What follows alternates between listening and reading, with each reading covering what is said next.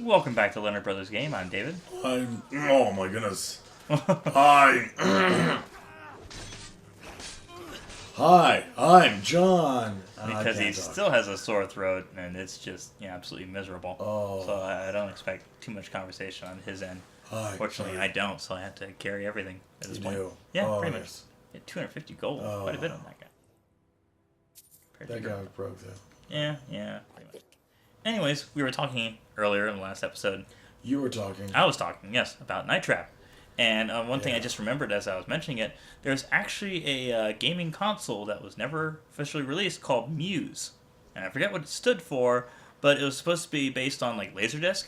And so like all these games like Sewer Shark and Night Trap and all these other Laserdisc-based games, Corpse Killer, a couple other ones that ended up being on 3DO and Sega CD, were created and all filmed by this company that's pretty much the Asylum version of FMV games called Digital Extremes. They made almost all of these FMV based games, and it had like cheap actors and sets and really really grainy video quality because Thing at a time. Thing at a time, yeah. Obviously, they had to really low quality for a reason because they couldn't make that big leap, even though it was like brand new technology, and they wanted to CD-ROM drives who can hold all this video on it. No, it doesn't matter how bad it looks.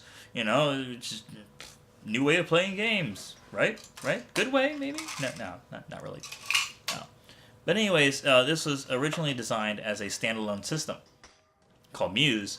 That was supposed to be one of the taglines about it was supposed to be the Nintendo killer, because nothing else could do the same thing. Because there's also a secret, apparently in Night Trap or one of the other games that they later released on other consoles. That if you do a certain code input, you get this beta video of I think it was like the late 80s actually, like when they were first filming this stuff and putting it together. They had this beta system in this conference room, just full of very bored, miserable looking people, and this guy's trying to really push this game concept at them. It's like, well, I don't know about all this, and kind of just staring at mostly grainy video. It's like, well, if you push this button, you can capture this guy before he gets the girl, and you can save these sorority cheerleader girls in Night Trap. It's fun, right? Yeah. And it's just interesting how they tried to, they didn't even mention whatever price it was, but if anything, based on Laserdisc, and knowing how much Laserdisc players were at the time, it probably would have been close to $1,000, just for the system, and maybe it would have come with a game. But, that's no Nintendo killer. Nothing with that price. Like the 3DO started at $700. That's no Nintendo killer. No. Mm-hmm. It was kind of interesting to see this article many years later about the gaming systems that never were. Like there's another system called the Phantom, which was based on Linux, which was almost a decade ago when it was first announced. Of course, at the time, most people were still using dial-up.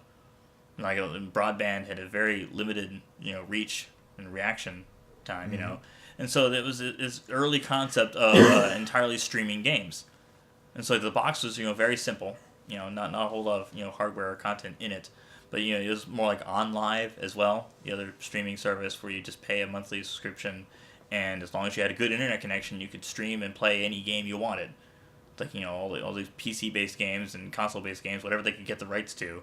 You could play it on one console, only as long as you have paid for their monthly subscription and you have an internet connection. Rather like PlayStation Plus? Well, I mean, at least with PlayStation Plus, no, you download them. Well, I know that, but yeah. Purpose being those you only play as long as you got the service. Yeah. What I'm hoping though for PlayStation Plus will that be, if they do decide to eventually terminate service for say the PS3 or the Vita or the PSP, that they would send out some sort of a message, because as far as I know, the way it keeps you locked out of a game, if you're no longer paying for PlayStation Plus, it has this end date, and if it goes past the end date, it doesn't have a check online to see whether you've re-registered or not, it just won't let you play the game. But if they could just send out a signal that says, remove the end date, at that time, we at Sony would like you to just have the game because you can't pay for PlayStation Plus service anymore on this console. and you have all these games backlogged or set up and downloaded, that there would no longer be a time limit.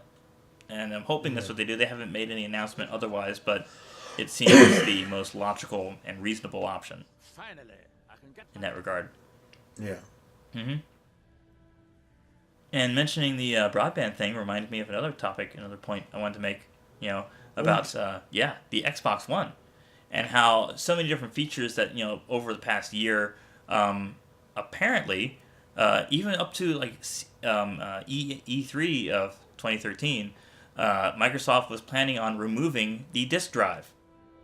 That they would not have optical storage. They would not have disks. They would have, my idea would be, all they mentioned was they would have a spinning drive. They didn't say they would have a solid state as well. But the idea was that, everything would be downloadable. That they had thought they could get away with it. But then they looked at the download cost. Most games were at least 20 or 30 gigabytes. And that the average bandwidth connection couldn't handle it, so they decided against that idea. Yeah. I looked at it as, even the original Xbox was rather forward-thinking, because unlike the PS3 and the GameCube, or PS2 and the GameCube, they had dial-up modems, because most people at 2000, 2001, again, most people had dial-up. I mean, we were using AOL, or I don't think CompuServe, I think, was still around at the time. Other, basic login, dial-up games. Unlike all those, the original Xbox One, not the new one, the old one. Thanks, Microsoft, for confusing everything that way. But it only had broadband. It only had Ethernet. It's like, if you didn't have broadband, you could not play online. And that was so, like, at the time, forward-thinking. They forced people to upgrade. They forced people to change things, and it was a significant improvement. Obviously, you don't want to play on dial-up, I mean, that just hurts everybody on the connection. It's so slow and volatile, and at any point, if someone picks up the phone, connection's gone, Don't pick up the phone, I'm trying to go online. Yeah. Oh, boy. Most of the kids listening to this video, they won't understand that. Oh, yeah. No. They go online on their phone. No, those sound effects and stuff that old modems would make. Oh. Those were not the days. As much as we'd like to think those were the days, like going onto a bulletin board system and downloading a shareware copy of Doom that took like half an hour to download 2 megabytes. Yeah, on a 28 baud or like 56K or whatever. But yeah, I mean, Microsoft at the time was like really forward thinking, and obviously for the right reason, and necessarily, not necessarily all of their ideas on the Xbox One that they went 180 on were all that good. But some of them, could have, really been revolutionary, especially if they had gone without a disk drive and basically forced all the consumers, or at least the retailers too, to focus on faster download speeds. I mean, is there places you haven't discovered yet? Yeah, it looks like there's... Well, yeah, that's Island, though. Island, yeah, okay. So. Yeah, true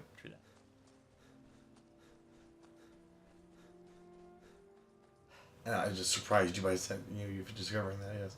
Oh, I was looking on there. I was like, wait a second. There's places and things and stuff and things. Yeah. Stuff and things. Ramshackle trading post. Yeah, I'm looking at the game capture instead of looking at the monitor. So it's like about 30 or 40 seconds behind what John's actually doing. So it's funny to just be like, oh, did he pick that lock or did he already do that? I'm not sure.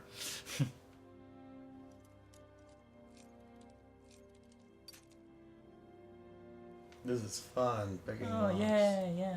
Oh, and of course, there are also other systems like the NGage. Remember the NGage?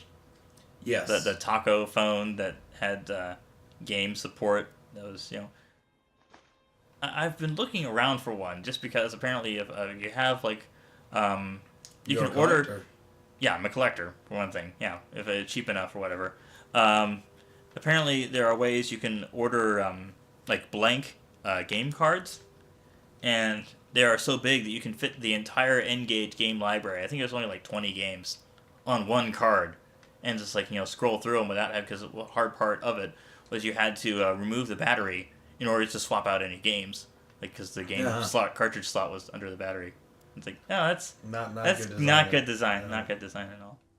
But if anyone knows about one for a good price, let me know. I mean, good price being like under $40, like 20 or 30, and maybe I can get one of those cards and just have all the games available, or at least most of the games. All the games. All the games. Anyways, until next time, happy gaming. Load screen. Not yet.